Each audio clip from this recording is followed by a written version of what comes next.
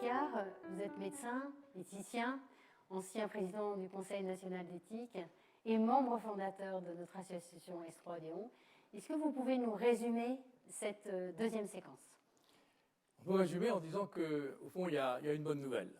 C'est la diminution de la mortalité depuis plusieurs mois, à partir du moment où les équipes médicales ont commencé à mieux comprendre comment la maladie pouvait devenir extrêmement grave.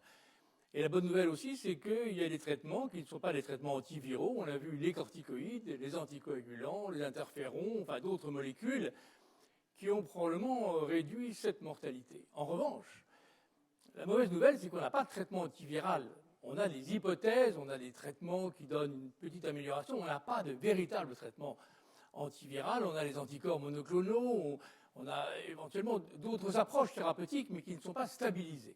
Ce qui est stabilisé, ce sont les corticoïdes, c'est les anticoagulants, et ce qui est stabilisé, c'est que l'hydroxychloroquine ne marche pas et qu'elle a même un effet délétère. Sur le plan des vaccins, on a une espérance quelquefois, non pas excessive, mais comme si on confiait notre avenir infectieux pour résoudre l'épidémie aux vaccins.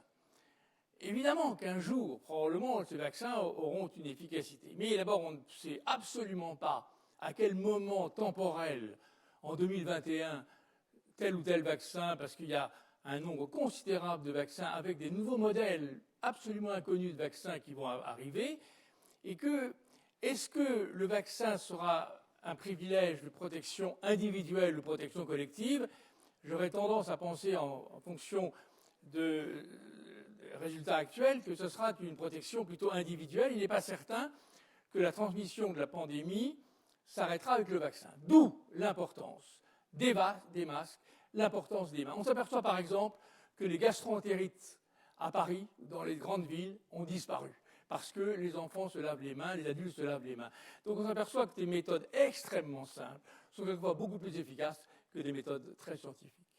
Merci beaucoup Didier pour cette conclusion.